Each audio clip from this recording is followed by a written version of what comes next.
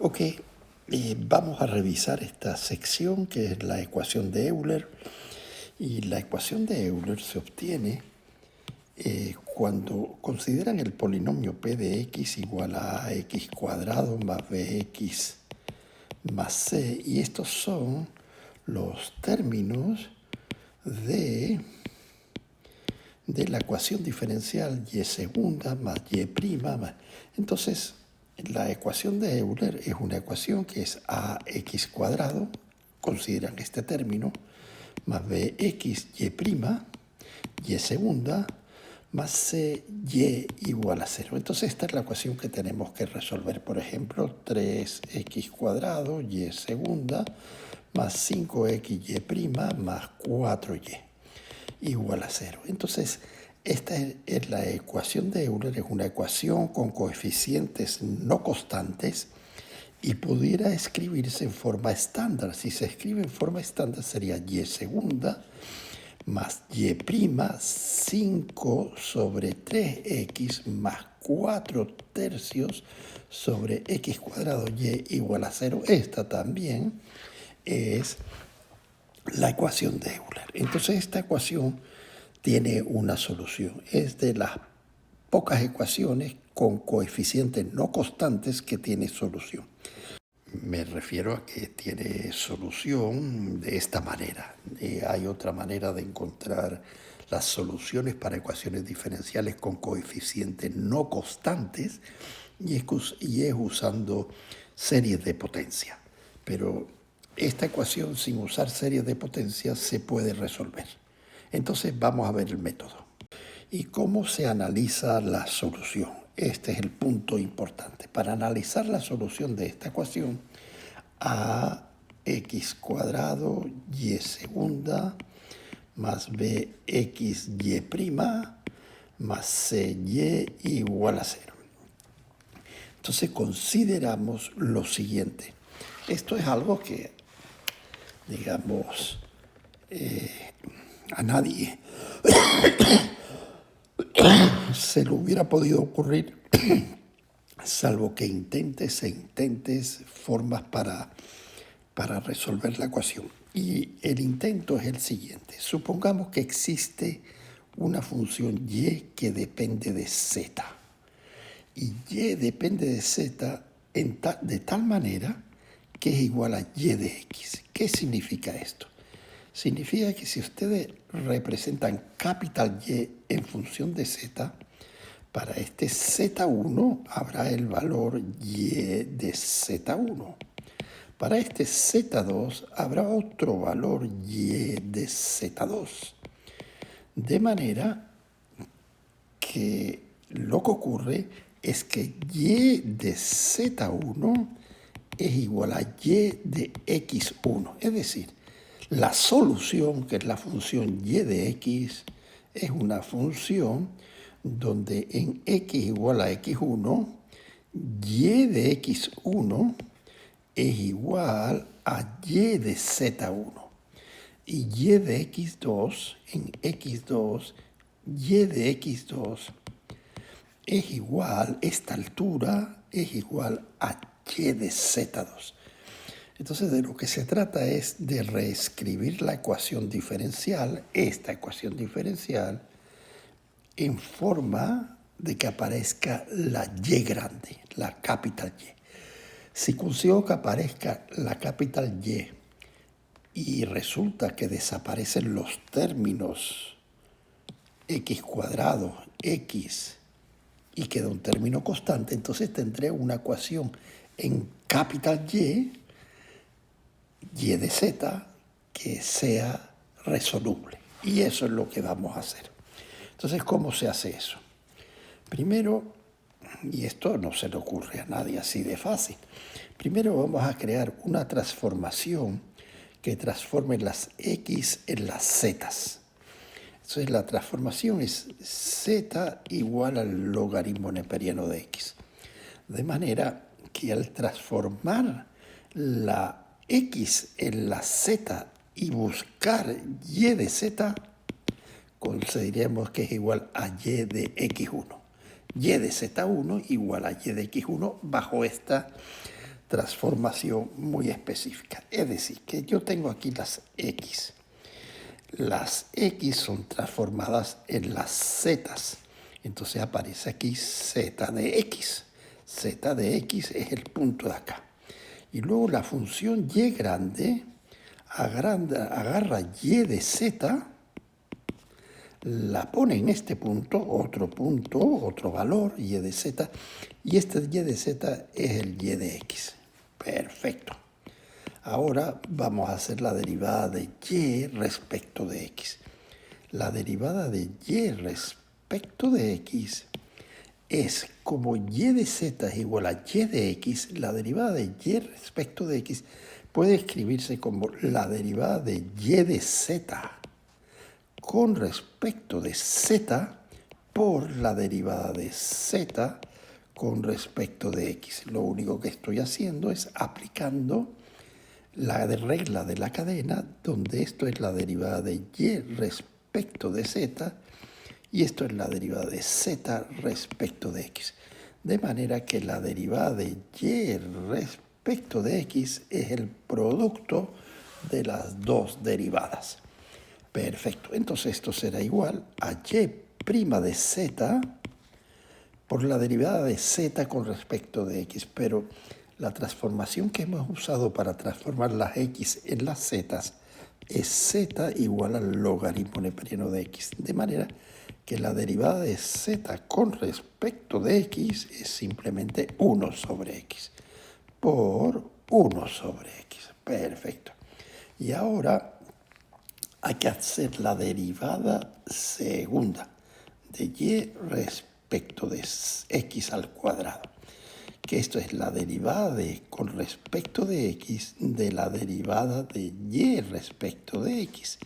Que esto es igual a la derivada con respecto de X de la derivada de Y con respecto de X, que es Y' de Z por 1 sobre X. Y esto es un producto. Entonces esto será, vamos a hacer esta derivada. Será, como es un producto, será la derivada con respecto de X del primero, Y' de Z, por el segundo, más el primero, Y' de Z, por la derivada con respecto de X de 1 sobre X. Perfecto. ¿Y cuál es la derivada de algo con respecto de X? La derivada de algo con respecto de X, la derivada de la derivada con respecto de X es lo que hay adentro derivado multiplicado por 1 sobre X. Entonces, ¿qué es lo que hay adentro derivado? Y segunda de Z. Y segunda de Z por 1 sobre X. Y ahora esto multiplicado por 1 sobre X más Y' de Z por la derivada con respecto de X de 1 sobre X, que es menos 1 sobre X cuadrado. Entonces aquí aparece un signo menos. Conclusión, ya tengo la derivada segunda de Y con respecto de X cuadrado. ¿Y ahora qué hago? Ahora voy a la ecuación original, a X cuadrado Y segunda. Esto es Y segunda más BXY' más CY, y pongo los valores que he obtenido en función de capital Y, de la Y grande. Entonces quedará AX cuadrado, que multiplica Y segunda, es capital Y de Z, 1 sobre X cuadrado menos Y' de Z por 1 sobre X cuadrado. La ventaja de haber hecho toda esta transformación es que ahora estas X cuadrados se van a cancelar. Sigo escribiendo la ecuación. BX más BX que multiplica Y'. Pero Y' está aquí, Y' está aquí, aquí, y es y' de z por 1 sobre x. Entonces quedará y' de z por 1 sobre x, y de nuevo la ventaja de haber hecho todo este lío es que estas x se cancelan, así que estoy muy cerca de terminar con una ecuación diferencial en y grande de z con coeficientes constantes, que es de lo que se trata, porque esa sí la sabemos resolver. Más c por y de x, pero y de x es igual a y de z, así que puedo poner y de z igual a 0. Ahora vamos a ordenar esta ecuación. Quedará a y segunda más b por y', quedará b menos a por y', todo es de z, y segunda de z, más c por y de z. Y yo sé solucionar esta ecuación. ¿Por qué sé solucionar esta ecuación? Porque esta es una ecuación que tiene el polinomio característico ar cuadrado más b menos a por r más c. Entonces veo quiénes son los r's y ya sé quién es la solución. La solución y de z, si hay dos r's, será c1 e elevado a r1z más c2 por e elevado a r2z. Y ahora tengo que obtener la y de x. ¿Y quién será la y de x? Será c1 e elevado a r1, pero r1 por z, z1, z es logaritmo neperiano de x, más c2 por e elevado a r2 logaritmo neperiano de x. Conclusión, esta es la solución en el caso de que hayan dos raíces reales para el polinomio característico igual a 0, este. Entonces vamos a ver dos ejemplos rápidamente que creo que están aquí resueltos de cómo se aplica esto. Entonces, al final, cuando ustedes tengan una ecuación de Euler como esta, al final este es el polinomio característico a considerar. Esta es la solución y de z, y ustedes lo que hacen es transforman la y de z en la y de x y obtienen esto. Muy bien, vamos para allá, vamos a ver qué dos ejemplos hay aquí. A ver, ejemplo 1, esta ecuación x cuadrado más y segunda. Entonces, ¿quién es a, b y c? A son los coeficientes. 1, ax cuadrado más bx2 más c menos 2. Entonces escribimos nuestro polinomio característico. Nuestro polinomio característico sería r cuadrado más b menos a, 2 menos 1, más c menos 2. Resolvemos y nos dan dos soluciones, menos r igual a 1 y r igual a menos 2. Entonces escribimos nuestra solución y de z, y esta solución la convertimos en y de x. ¿Cómo la convertimos? Y de z es igual a y de x.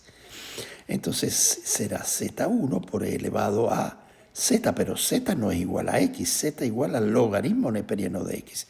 Escribimos logaritmo neperiano de x, aquí c2 por e elevado al logaritmo neperiano de x. E elevado al logaritmo neperiano de x, como son funciones inversas, es x.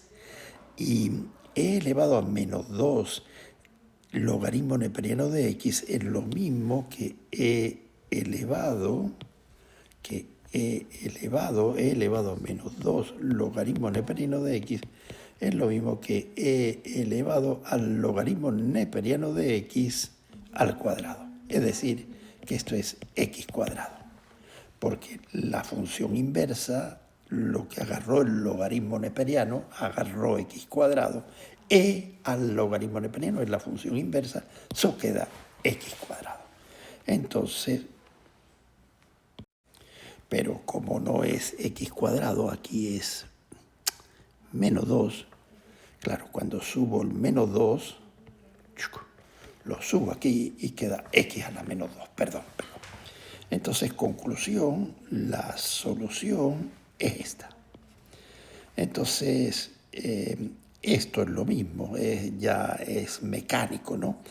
A es 1, B es menos 5, C igual a 9. Armo mi polinomio característico, veo que solamente tiene una raíz, luego la solución para y de z nosotros sabemos construirla. Es 1 e elevado a r3, r igual a 3, elevado a 3z más c2, por z por e elevado a 3z. Y ahora convertimos y de z en y de x usando la transformación z igual al logaritmo neperiano de x y llegamos a esto. Bueno, con eso se resume esta parte. Intenten ustedes hacer el siguiente ejemplo y para el 17.4, no sé cuál puse, pero cualquiera de los que puse se resuelve sin pensar, se resuelve, es un método que lo que tienen que hacer es seguir la receta. Bueno, pues nada, quedamos aquí. Un abrazo. Un solo comentario más. Si y de x, aquí está x1, aquí está x2, y esto es y de, aquí está x2, y esto es y de x2, y esto es y de x1 a esta altura. Si y de x es igual a y de z, la pendiente es la misma, la derivada de y con respecto de z. O sea, esta curva hará así. Si yo veo el slope here, aquí, y yo veo el punto correspondiente z1, y aquí el punto correspondiente, digamos, z2, y yo veo y de z1, que tiene como x1 corresponde a z1, tiene la misma altura. Y como x2 corresponde a z2, tiene la misma altura, y de z2. Y la pregunta que yo quiero hacer es la siguiente. Aquí habrá una curva y aquí habrá una pendiente.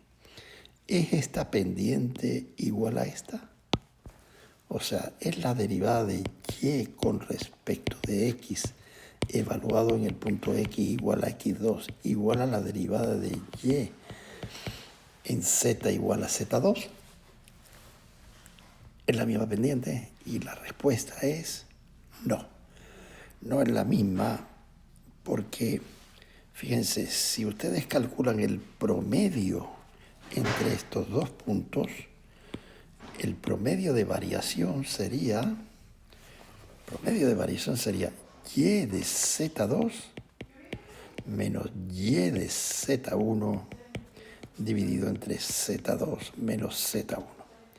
Si calculan el promedio de variación aquí entre estos dos puntos, esto sería y de x2 menos y de x1 dividido entre x2 menos x1.